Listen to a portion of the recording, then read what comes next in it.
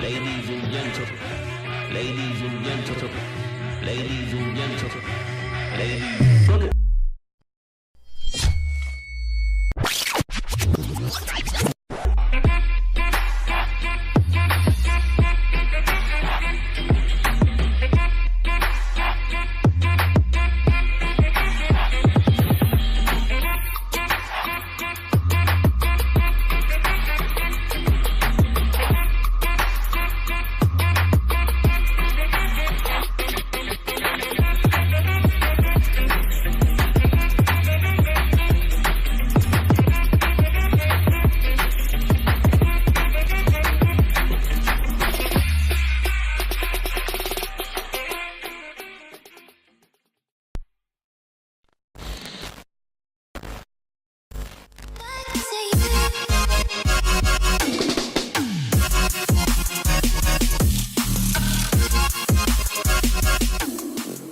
Cool. So let's talk about paths to scale, right? So is your business scalable? So how many of you here are running your own business? Hands up. Okay, pretty much everyone. How many of you think that you have a scalable business? Hands up. Okay, so that's interesting. What business do you run? Golf Academy. Golf Academy? Agriculture and tech. Okay, you definitely scale agriculture and tech, he says. Cool. So I guess what I'm trying to get to here is that you've got different types of businesses, right? It's like a hair salon, a plumber is kind of hard to scale. It's very, people intensive, for instance. So if you think about technology also being quite a key enabler of scale, Benji, I'm going to mention you again simply because you're on our panelist on Monday. But how does one approach the scaling process? So let's start with the tech-enabled business. So you've got this chap here who runs a tech agriculture play.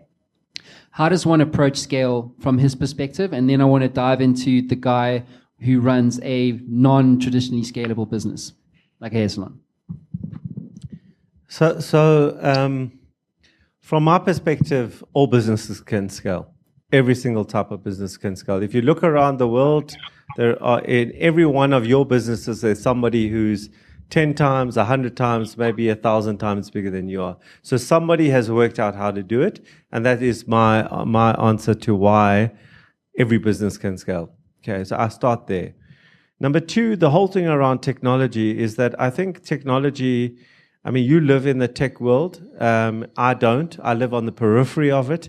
I don't see it as a 100% requirement. I see it as an enabler, as a platform, but not necessarily the thing. It could be a formula, it could be distribution, it could be a whole bunch of other things in which technology is, but not technology in of itself.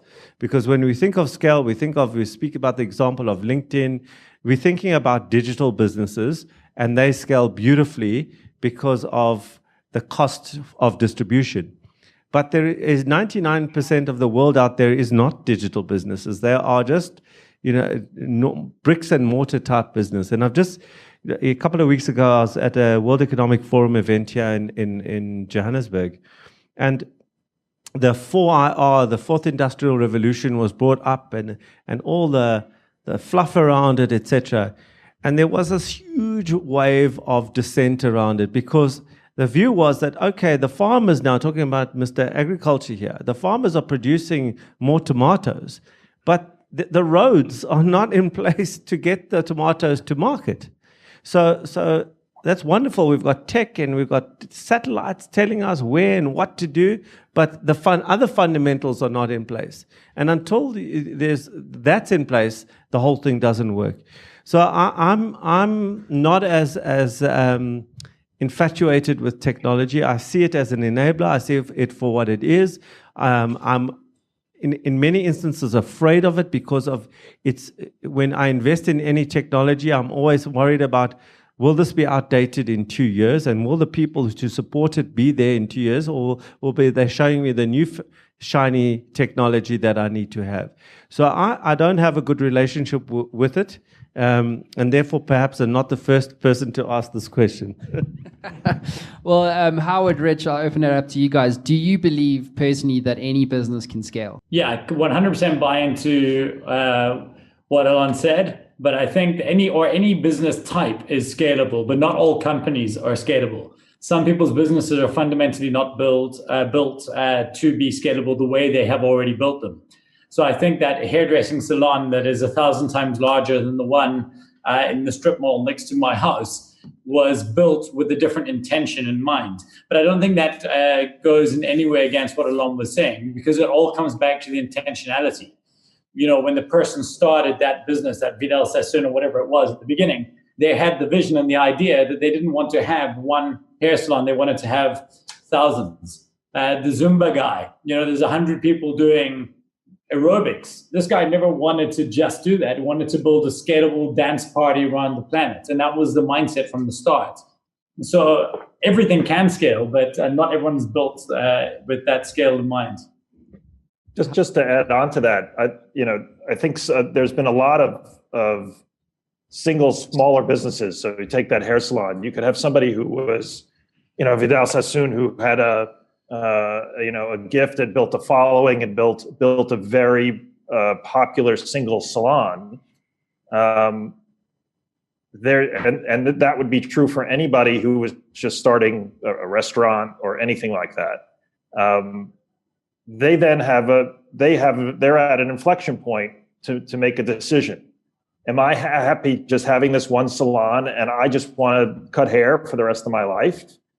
Because at some point, a consultant or somebody will come along and say, listen, if you can turn this into a formula, if you can train people to cut hair like you do, and if you can have a line of products, we'll stamp these out around the world for you and you can build an empire. And they have a decision to make. Does that fit with their desire and what they want? And if they do, they have to make sacrifices in that they won't be the one cutting all the hair. But if they want to make that decision, then anything can scale. A restaurant a restaurant can scale. There was one McDonald's at one point. And it was built on refining the process of how to quickly deliver a hamburger in 60 seconds. The original brothers didn't want to have more than one restaurant. They just wanted to make one that was great. Somebody had to come along and say, you could have tens of thousands of these. And so, but not enough businesses take the time to really refine their process in one location, doing one thing, so that they could think about growing. It is just, there's this hub and spoke thing where it's the business owner has to have their hands on every single thing. That's not scalable. Can I just jump in and say though that sorry guys, to the point of say McDonald's and scale, we need to decide what it is we define scale as. So the first problem is that we all see that scale by itself means success, and I think that's not necessarily true. The Test Kitchen around the corner here, that's the best known restaurant in South Africa. And that chef has no desire to turn it into a McDonald's franchise or that style or size of business. What they want to scale is their reputation. And I think what we have to turn around and do is we have to draw scale at the top of the page. And then we have to look through a business and write down all the things that could scale. We could scale headcount, we could scale revenue, we could scale our knowledge, we could scale our reputation, we could scale our brand, we could scale our product set. And we've got to ask ourselves, what is the one thing we desire scaling the most? So I want to scale our IP, I want to scale our thinking, and I want to scale our reputation. And so that requires a very different relationship with the word scale than simply scaling revenue and growth. It doesn't require headcount, but it does require marketing. It does require all those other things. So I think we need to understand that scale is just a word for X times itself. But unless you define properly what X is, you're defaulting to somebody else's definition of success.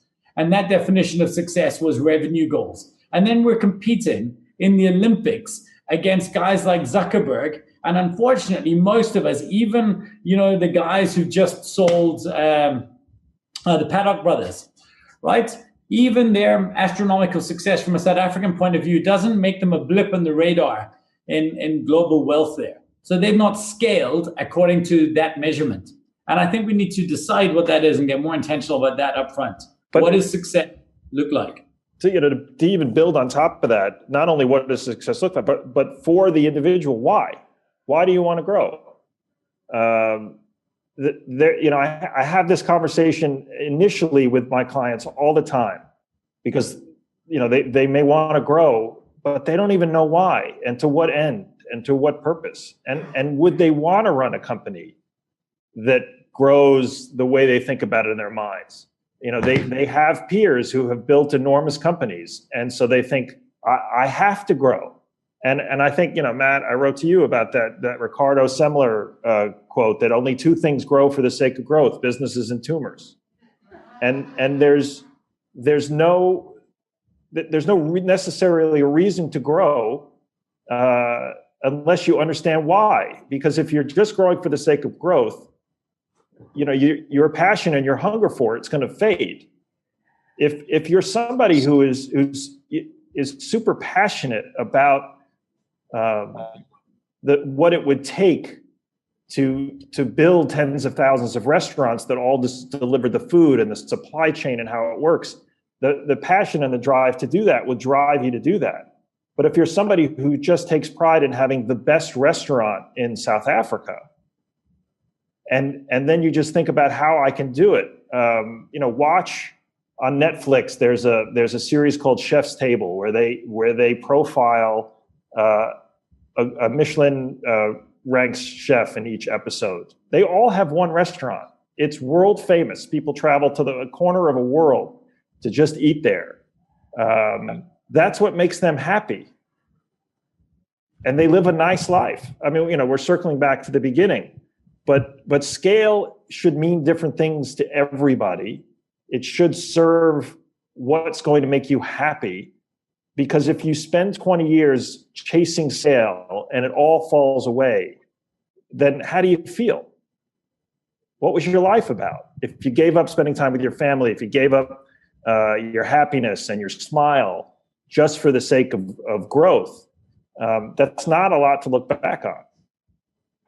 Allon, do you want to jump in? I feel like I need to be a little controversial here because I think what is the name of this thing? How to scale your business, right?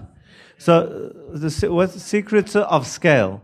So to me, the people who are coming to this place are wanting to scale. So I would agree with you 100% that it's about what it means to you, whether you want to scale your reputation or you want to scale your top line. But for me, most entrepreneurs, and this is my experience, most entrepreneurs want to scale two things. They don't want to scale revenue. They want to scale bottom line and value. Those are the two things that they're looking to scale. They want to get as much return on their time as possible. That is the majority. Now, I'm not of people who want to scale. Now, I'm not taking away anything from what's being said now because I started off by saying, what do you want? That's the starting point. But if you are coming to a place as a secrets of scale, my understanding of the people who would come to an organization, to a talk like this, would be that they are coming here because they have some fascination with the subject of scale. They're not here to talk about their small business and are happy about their salon and their plumbing business. They want to scale. And if they want to scale their happiness, maybe coming to this isn't the right place. Unless happiness for you is about achieving what you see and achieving a better return on your time in terms of bottom line and better value. And if you lose it all, well, you lose it all. But you could have lost a medium-sized business. I've seen businesses, medium-sized and small businesses, lose it as well. So if you're going to lose it, you might as well try and achieve to fulfill your potential and your dream, whatever that might be. But if you're coming to this particular talk, I think you're coming, as it says the word scale here, not happiness. Yeah, but what a shitty goal, dude. What a shitty life goal. Oh, what do I want to do? I want to grow bottom line and revenue. Sakes, try harder. Like, do more with your life. What you don't know is Richard and I have been fighting for years. This is why you both on the same show. I can't understand. I think that, so again, and I come back to the point that this job thing in careers and entrepreneurs, I've said to Allon and I were in forum together, and I said to him, I remember resigning after a few months saying, I need to leave this this entrepreneurs organization, because I'm not an entrepreneur, I'm an entrepreneurial person. And because I realized that business is not the goal. Business is not the end, it's the means to the end. So for me, the victory condition is always something that exists outside of the company. And so I should always want to scale beyond the company and beyond the revenue goals. There's a guy, his name is, and you guys should all check him out. His name is Warren Rustand. He's an amazing individual. And he said this once to me. He said, one's success is only important when measured against one's potential. And it rocked me to my core, because I thought, wow, I've never fulfilled my potential. I'm not even close. I need to work harder. And later on, I actually got angry with him for that statement, because that is an unfulfillable prophecy. No matter what Elon Musk achieves in his life, no matter what he does, he can be sitting on Mars, getting a blowjob with a cocktail, and he dies, and he'll still think, oh, I could have done more. I still have more potential. And so think beyond just these goals. Could have got more blowjobs on the beach. That escalated quickly. You can see how Rich has thought through the whole what the point to getting to Mars is about. Yeah. Oh, geez. So, okay, this is great. So I feel I need to respond, Rich. Let's get back into which forum, part? To which part? So for me, I think the flaw in the logic that we've heard right now is that it assumes that I'm not happy, and I am, to use Richard language, I'm fucking happy. Okay, I am ecstatic. I am 18 years in this. I cannot wait to go to work tomorrow. I love what I do. I've loved what I do every day. Other people's dream. And just let me finish, Rich. Let me finish, Rich. I love what I do. I see the world. I speak around the world. I meet the most incredible people. I go to the most exotic places in the world. I still haven't had that thing on the beach yet, but I'm working on it. Okay, but so it doesn't mean these are mutually exclusive realities. I can one scale feel that I'm going to die trying and be happy. Rich? No, I just think that one of the differences for Allon, and knowing him well, remember, every time he scales, his business is a business of purpose. So he's not scaling himself. He's not changing his lifestyle or his house. He's changing the lifestyles and houses of 12,000 other entrepreneurs. And I think that's what's exciting, right? And I can understand why, if your purpose, and again, his modesty is that, he's not changed much. His business has grown astronomical. He's helped so many more people since I've met him, but he's not changed the car he drives. His lifestyle is somewhat the same. And so his is a purpose-led business. And I'm willing to bet and challenge, if you said, I can stop you affecting all of those people and only grow your bottom line, would you still feel as exciting going to work tomorrow? And I'm not sure if that would be the case. I'm not sure if just adding zeros to the bankroll would be enough for him. This is a man who's built a business that is helping other people build hundreds of businesses. So it's not an absolute. If I was Allon, I would also love going to work every day. I would love the idea, because it's a business driven by purpose at its fundamental core. Unfortunately, a lot of us don't have that. Okay. Yep, wrap it up. You win that one, Rich. So, Rich, I want to touch on that thing around the victory condition, because this is all around planning as much as it is deciding on the path that you want to adopt, whether that's raising capital or not, or bootstrapping it.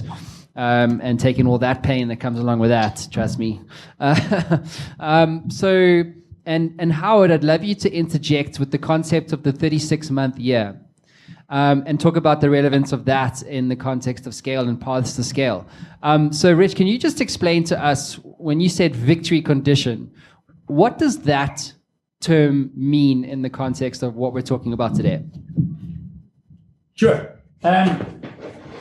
Let's say I wanted to teach you guys how to play Yamatai. It's a board game. The first thing I would have to do is explain to you what it takes to win. If I wanted to explain the rules to you, the first thing I would have to do is say to you, okay, in order to win this game, you have to have the biggest influence across the entire board by the end of the game. Understanding that makes the rules very, very simple from that point on. Now, what we realize in business is that we often are not intentional about the condition of victory. And we only ever see the condition of victory in our business as a certain amount of money. And this leads very nicely into Howard's 36-month year. For me, our 36-month goal at Missing Link is a revenue goal. There is a certain amount of growth required. But say, for example, our victory condition a year ago was to be a collars and cuffs business. That meant that we wanted to be a last mile customization company. We wanted our entire business to be productized. And so we built, for a year, we focused every single bit of our efforts on productizing everything in our business. And the rule was, could we hire a photocopy salesman to sell our product? Whereas before it required a very consultative sales process, we wanted to build a business that was scale able. And in order to do that, we needed to not be reliant on the consultant business owners. So our victory condition for that year was to productize everything. The byproduct of that victory condition was to make a business that was able to scale through the power of sales and marketing. And in fact, this year, our victory condition is to turn our business from a sales-led business into a marketing-led business. And this is where I think tech is important. What I've started to realize right now fundamentally is that every single one of us, in order to scale in any way today, we are marketing companies first and foremost. We think we're a product company, but we're not. We're a marketing company. And either we are a good marketing company or we are a failed marketing company. And I've been looking with LeaderSpeak and Conclave, the more tech businesses that we're looking at. And 9-to-1 is the ratio of money that we should be spending on how we market our business and what we learn from that marketing, how we're targeting people through Facebook and through Google and things like that. So our victory condition right now is to transform our entire business into realizing that that's what it is. It is a North Star. It's a thing to look at, to measure yourself on, to say, if I've not achieved this by the end of 1 year, I have failed. Why? Because then I won't make my 36-month year target. And that tees Howard up to explain that concept. Right. So that idea came from what I see as sort of the trap of businesses thinking incrementally instead of exponentially. And so just the way that things are because of stock markets and quarterly reports and annual tax returns, businesses effectively set a goal for the end of the year at the beginning of the year. They fight like hell to get to it. They borrow from the next year to hit their numbers in December, and effectively have to reinvent their business every January, and try to do that business all over again, but maybe 20% higher. And that's a bit of a trap.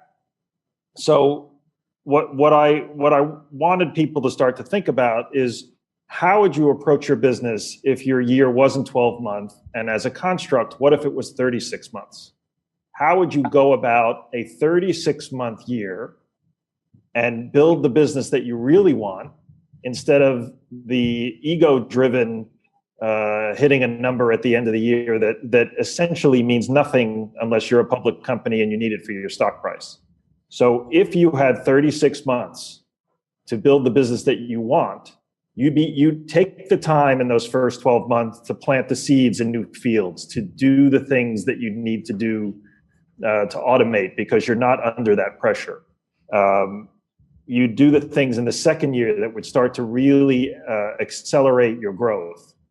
And you do the things towards the end of that 36-month year that would get you to where you really wanted your business to go. And what happens to a business that takes the quarterly and annual pressure off of itself, that's made in our own minds, and thinks about, well, if I had the business that I really want 3 years from now, do I care where I am at the mid post and different quarters?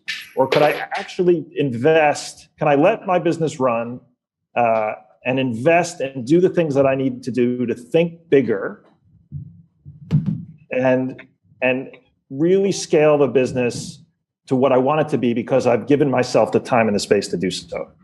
Cool. I love that concept of the 36th month. Yeah, but I want to take a question from you. Just your name and then your question. Go ahead. And who's it for? Sorry. Thanks, Matt. Great to be here and enjoying the show. My name's George. My question is that I'm often talking with entrepreneurs who've gotten off the starting blocks. They've got to the point where they've got 50 or 60 staff members. They're about 7-8 years into the business. They've kind of cracked the main problem that they set out to crack. And what's lying ahead of them is an academic journey that may get them that elegance you spoke about, that return on time, Allon. Yet they're kind of hollowing out on the inside. They're sort of wanting another problem. What's the payoff? We've spoken a lot about the kind of the disaster that continuing along that road would look like. But what would some of the payoffs be for someone to transform themselves and ready themselves for that journey that we haven't talked about tonight?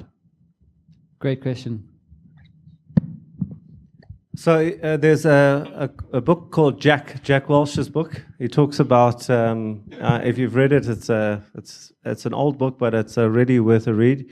And he speaks about in that book about the fact that he wanted number 1 and number 2 in the industry. Otherwise, he'd shut them down. He gave them 5 years and then shut down. I'm not talking about the bottom 10% story in that. I'm talking about that story.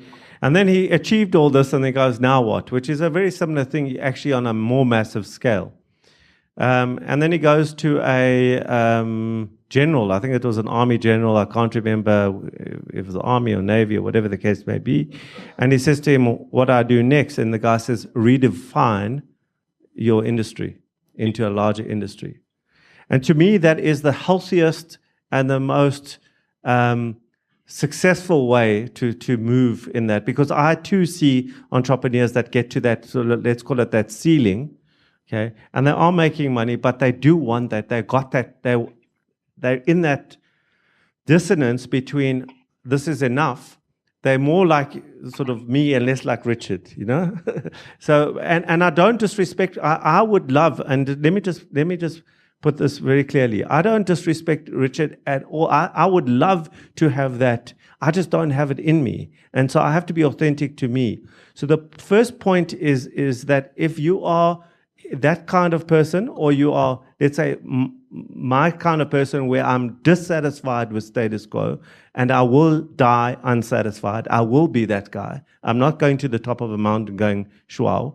Then for me, then it's about redefining my business, redefining my industry and going one step bigger. And the reason why it's safer is because I come from a place of confidence and a place of knowledge. And therefore, it's a much easier, it's not a brand new learning curve, it's just a different learning curve.